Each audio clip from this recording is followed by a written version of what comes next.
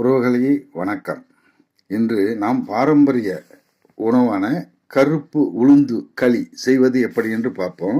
தேவையான பொருள்: 1 கப் கருப்பு உளுந்து, 1/2 கப் கருப்பு கவுனி அரிசி, சுக்கு 1 இன்ச்சு 1 துண்டு, வெந்தயம் 1 ஸ்பூன், நல்லெண்ணெய் 1/4 கப், பனை வெல்லம் 1 கப் எடுத்து இப்போ நம்ம என்ன பண்ணணும்னா பனை வெல்லத்தை இது மாதிரி தூள் பண்ணி வச்சுக்குவோம். அரிசியையும், அதாவது கவுனி அரிசி தான் வேணும்னு இல்லை, வேறு ஏதாவது அரிசி கூட எடுத்துக்கோங்க. கருப்பு உளுந்தையும் கவுனி அரிசியும் நல்லா கழுவிட்டு நல்லா காய வச்சுருங்க. காய வச்சுட்டு எடுத்து இது ரெண்டுத்தையும் சேர்த்து அரைச்சிக்கோங்க. அரைச்சி பவுடர் எடுத்து அந்த பவுடரில் 1 கப் எடுத்துக்கோங்க. இது போல் ஒரு கடாய் வச்சு 3 கப் அளவுக்கு தண்ணீர் விடுங்க. இப்போ நாம் கவுனி அரிசி தான் வேணும்னு இல்லை, எந்த அரிசி, பச்சை அரிசி, புழுங்கல் அரிசி, நம்ம எந்த அரிசினாலும் சேர்த்துக்கலாம். கவுனி அரிசி இருந்தால் பாரம்பரிய உணவுக்கு அது ஒரு சக்தியை சேர்க்கும். இது மாதிரி 3 கப்பு தண்ணீர் எடுத்து சூடாக்குங்க.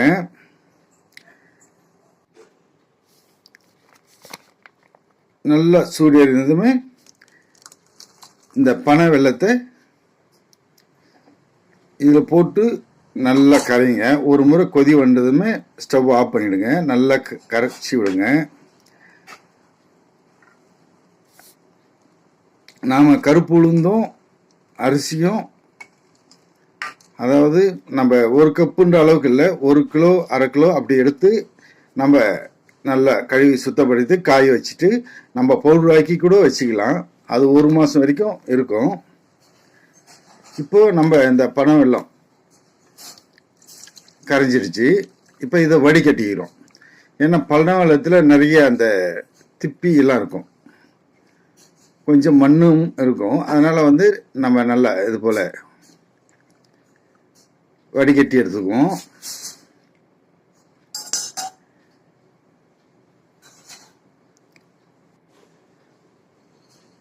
பனை வெல்லம் இல்லைன்னா நீங்கள் சில நம்ம நாட்டு வெல்லமும் எடுத்துக்கலாம். இருந்தாலும் பனை வெல்லம் இருந்தால் தான் நம்ம பாரம்பரிய உணவுக்கு சரியாக இருக்கும். இப்போ இதை ஒரு கடாயில் ஊற்றி கொதிக்க விடுறோம்.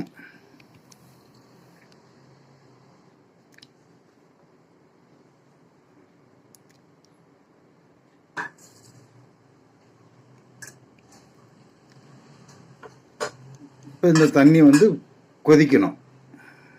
இப்போ கொதிச்சிருச்சு. கொதித்த உடனே இதில் நம்ம முதல்ல இந்த சுக்கு பவுடரை அதில் போட்டு கலந்துக்கணும்.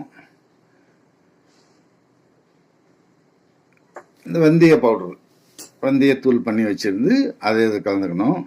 இப்போ நம்ம 1 கப்பு எடுத்துருக்குங்கள அந்த கருப்பு உளுந்தும் அரிசி மாவும், அதை கொஞ்சம் கொஞ்சமாக சேர்த்து கட்டிப்படாமல் கலக்கிட்டே இருக்கணும்.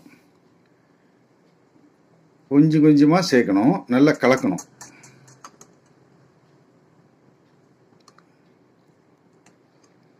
நல்லா கலக்கிட்டே இருக்கணும், கொஞ்சம் கொஞ்சமாக சேர்த்து கலக்கிட்டே இருக்கணும்.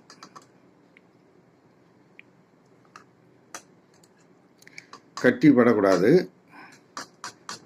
அதனால தான் கொஞ்சம் கொஞ்சமாக போடுறோம். கொஞ்சம் கொஞ்சமாக போடுறதுல கட்டிப்படாது.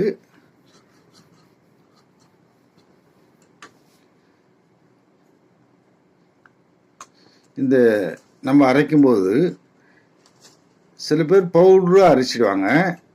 பவுடராக அரைக்க வேண்டாம், கொஞ்சம் இந்த ரவை பதத்துக்கு அரைச்சிங்கன்னா நல்லது.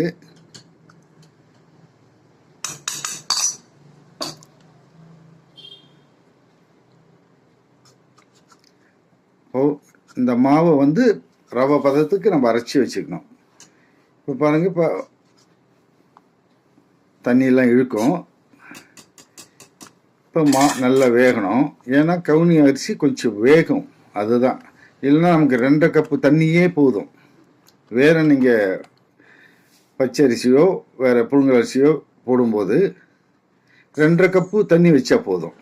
இப்போ தண்ணி இழுத்துருச்சு, நல்லா வெந்துடுச்சு. இப்போ நம்ம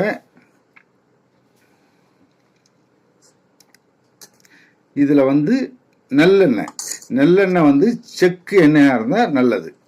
செக்கு எண்ணெயாக இருந்தால் நல்லது. இந்த செக்கு எண்ணெயை எடுத்து ஒரு 2 ஸ்பூனாக விட்டு நல்லா இது போல் கலரிட்டே இருக்கணும். இது மாதிரி கிளறி விட்டுட்டே இருக்கணும், கைவிடாமல். கொஞ்சம் கொஞ்சமாக எண்ணெய் சேர்த்து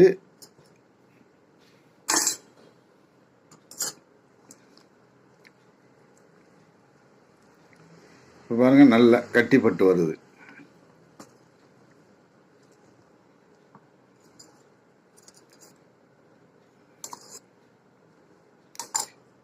இதில் கொஞ்சம் கொஞ்சமாக எண்ணெய் விட்டு நல்லா கிளறிட்டே வந்தீங்கன்னா உங்களுக்கு எல்லாம் நல்லா வெந்து வரும்.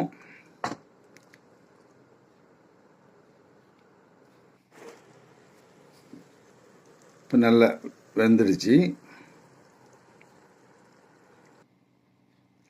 இப்போ இது எடுத்து நம்ம ஒரு பவுலில் போட்டு நம்ம பரிமாறலாம்.